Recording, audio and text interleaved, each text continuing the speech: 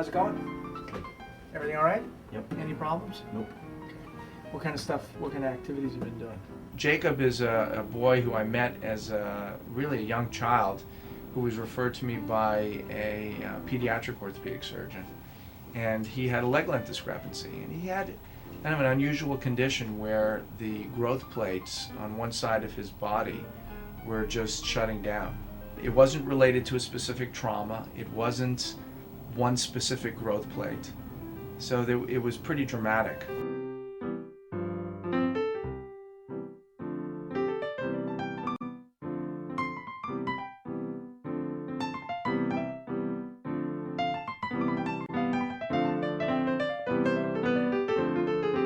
Let me see you walk.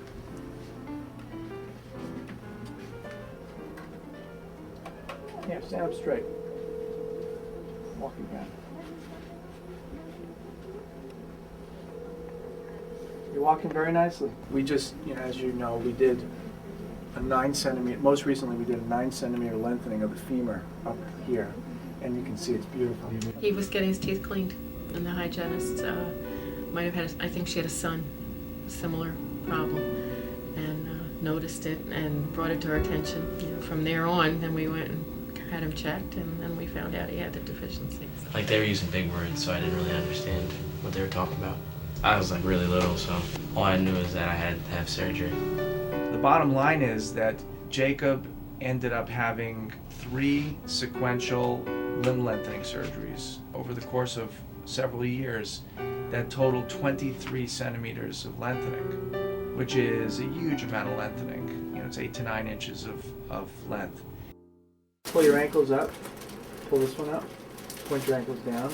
So there's great motion of the ankles, no problem. Bend your knee.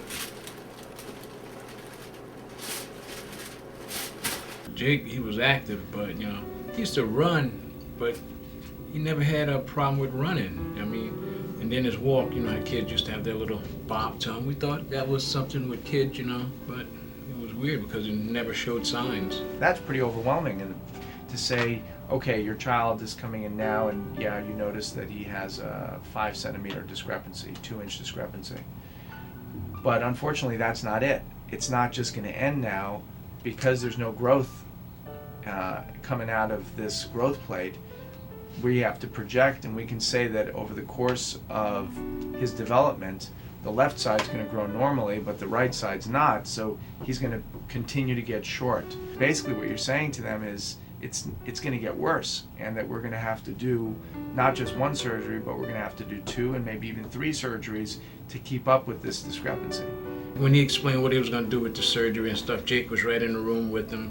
And Jake picked up on the stuff himself. He almost knew about it more than I did, or Tammy, about what was going on, They bonded real good, and that's what, made me feel good. So. He knows, like, the basic teen attitude and stuff, because he said he has a son too, so he gets, like, what's going on, like, what not to say and what to say.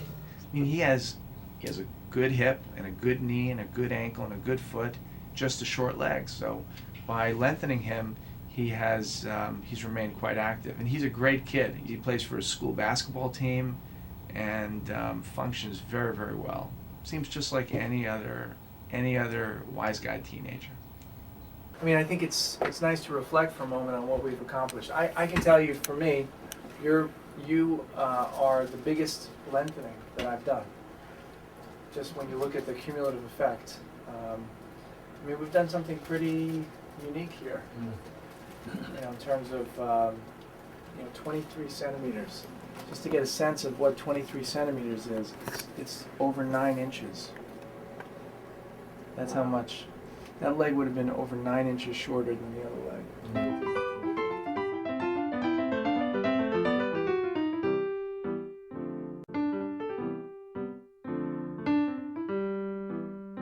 So I was able to keep up with his discrepancy as it developed.